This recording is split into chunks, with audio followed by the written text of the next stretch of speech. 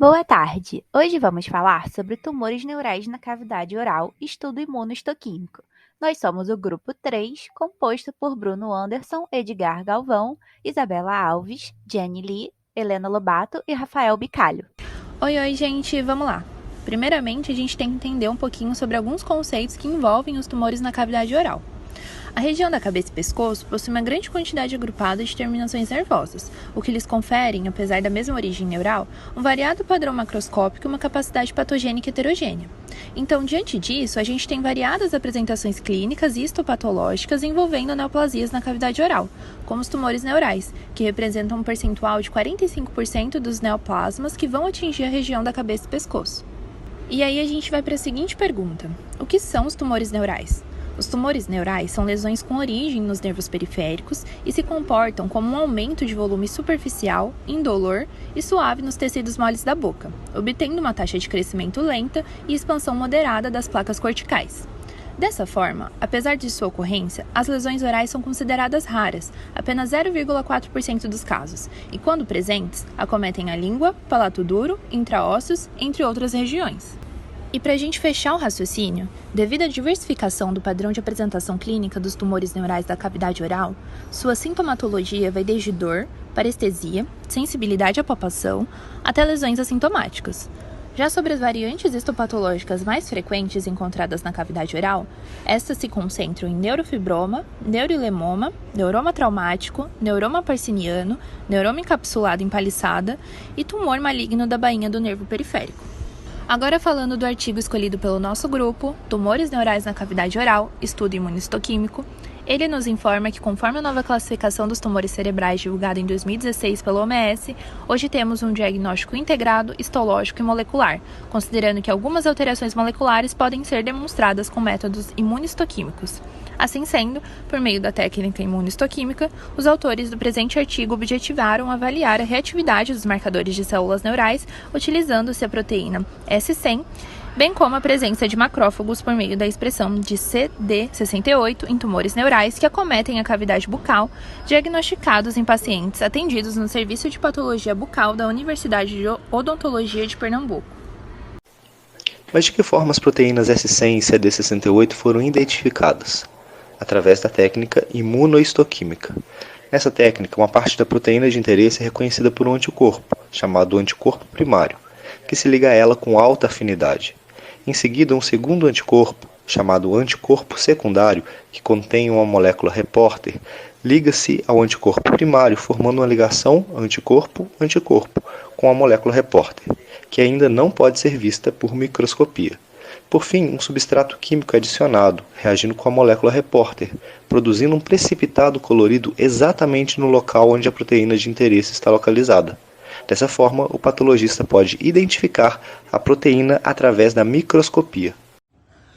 Agora vamos falar sobre neurofibromas. O que são? Neurofibromas são tumores benignos que vêm aparecer tanto na pele quanto sob a pele ou em órgãos profundos.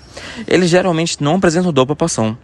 Os tumores se originam no tecido endoneural dos nervos periféricos, sendo formado por diferentes combinações de células de Van, fibroblastos e axônios. Apresentam-se com células fusiformes que, em geral, exibem um núcleo ondulado e são encontradas associadas a feixes de colágeno entrelaçados. Mulheres são mais afetadas, havendo a proporção de 2:1. A puberdade e a gravidez podem vir a influenciar o crescimento de neurofibromas, possivelmente por questões hormonais. No artigo, houveram 15 casos de neurofibroma, todos foram imunorreativos para a proteína S100, sendo observado 11 casos de score 1 e 4 casos de score 2. Já para a CDM8, houve apenas um caso de imunorreatividade em score 2. As regiões mais envolvidas no estudo foram mandíbula, maxila, palato e língua. Tudo o que você precisa saber sobre neuroma traumático. O que é? Massa que se desenvolve nas extremidades de um culto nervoso após corte parcial ou completo do nervo. Ela representa uma hiperplasia reativa, resultado de tentativas de regeneração caracterizada por hiperplasia de células de Schwann.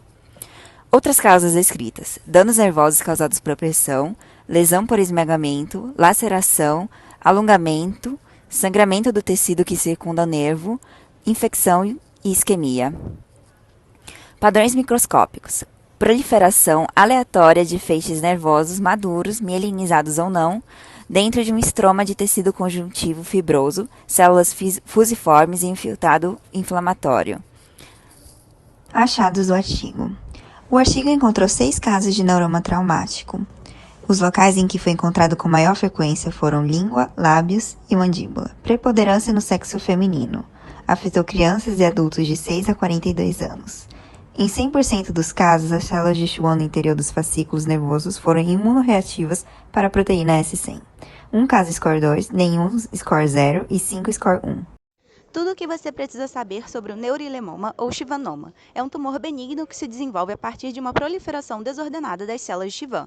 É uma lesão nodular, assintomática, localizada preferencialmente na língua e semelhante a lesões proliferativas não neoplásicas. Apresenta 2 padrões histológicos microscópicos denominados de Anthony A e Anthony B. É mais frequente em mulheres de 10 a 40 anos. E foi encontrado um caso no estudo que apresentou esses 2 padrões. O padrão Anthony A é caracterizado por fascículos paralelos de células de Schwann que formam um arranjo empalhecido ao redor da área acelular eosinofílica central. E o padrão Anthony B é menos celular e menos organizado, e as células fusiformes são arranjadas aleatoriamente, dentro de um estroma frouxo e mixomatoso. Ocorreu no assoalho bucal de uma mulher de 19 anos. E o neurolimoma analisado no estudo revelou positividade para a proteína S100 com score 2, com mais de 50% de células positivas, mas não reativo para CD68.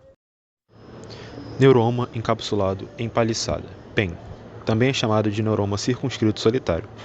É um tumor benigno neural que se desenvolve a partir da proliferação das células de Schwann e um número variável de axônios. Clinicamente se caracteriza com um pequeno nódulo de superfície lisa e indolor, sendo mais comum na face. Em grande parte dos casos, a lesão se encontra encapsulada por uma fina camada que reveste a área de forma incompleta. É uma lesão diagnosticada com mais frequência entre os 50 e 70 anos de idade e não possui uma distinção na frequência entre os sexos. Os diagnósticos diferenciais associados ao fibroma traumático são carcinoma basocelular, papiloma e nevus.